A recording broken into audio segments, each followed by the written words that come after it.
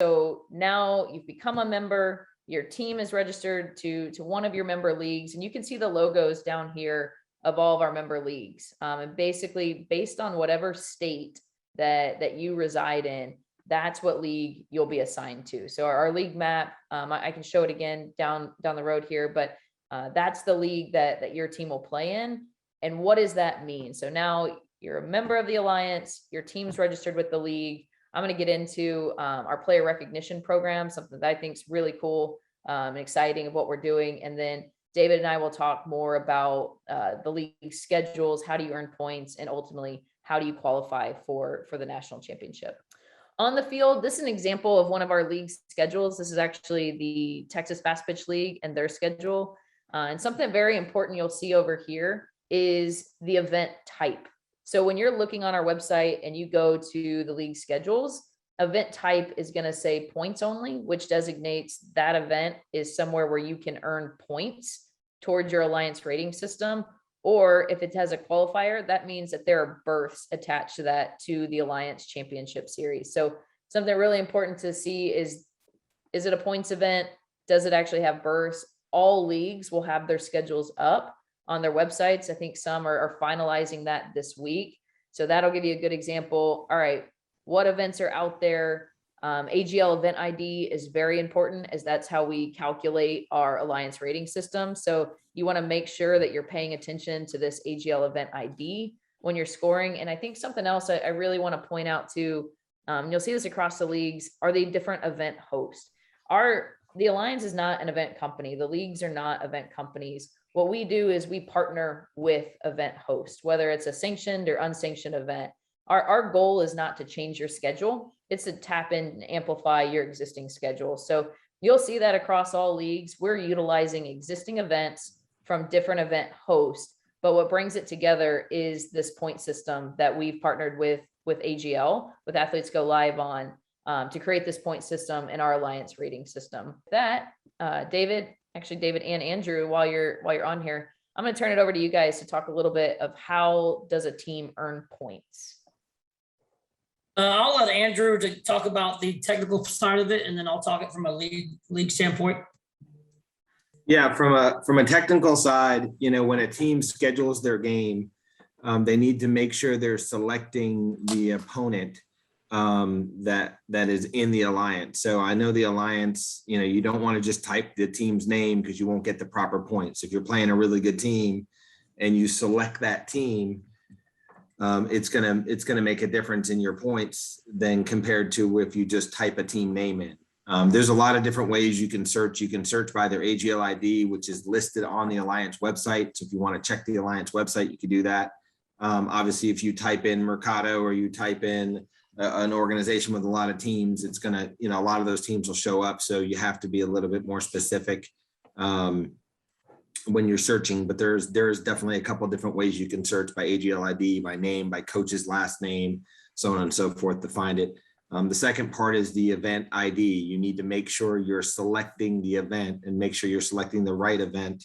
There's some weekends where we have 40 or 50 different events going on across the country.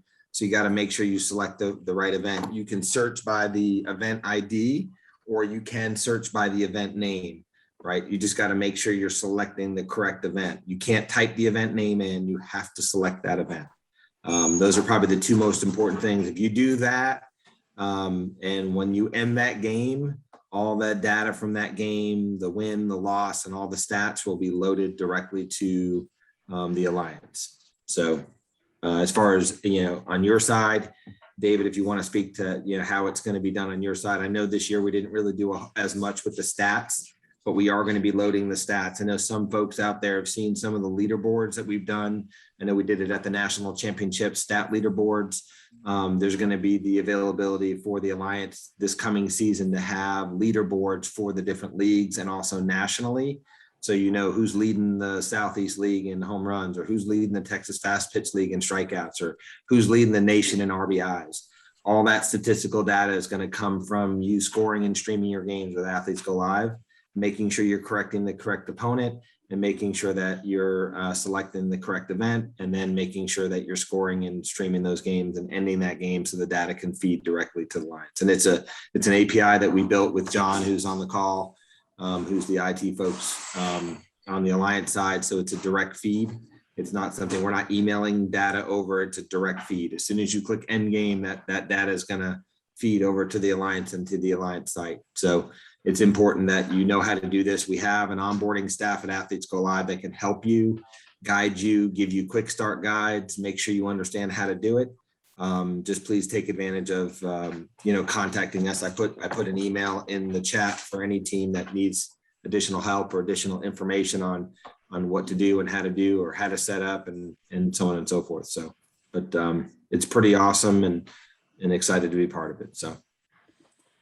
Which is one of the biggest reasons why it's so important that teams can understand is the scoring part, but also, you're not going to find a team if they're not an Alliance team, which is fine. They just go in as a team without a ranking. So I saw a chat about making sure the event directors scheduled games versus Alliance teams. That is no longer needed. The system is built, and the ELO ranking system is built to where all teams are accounted for. If the team's not in the system, then it'll go down as a new team that has a 1600 rating. So it's very important that teams that are in Alliance get signed up for Alliance, get signed up for their league, and also have their AGL all going the way that needs to be going with what Andrew just said. All that statistical data dumps in there, and that's where we get the player recognition. That's where the rankings go through. That's where the leagues base a lot of their events and their event placements. So it's just so important for everybody to make sure and understand that all those things are done in order to climb the rankings and to get your points.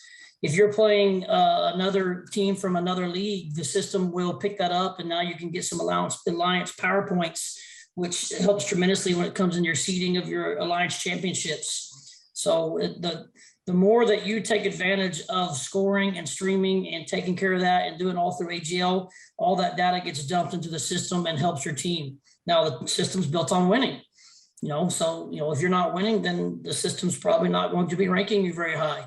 It is based off strength of schedule. So if you're playing another really good team and you're also a really good team that has a lot of success and that you're ranked high, then you won't lose as much as if you were to lose to a team that didn't have as many points. So win, go win, and it helps things and helps you with your rankings. And if you don't, you're still going to have a chance.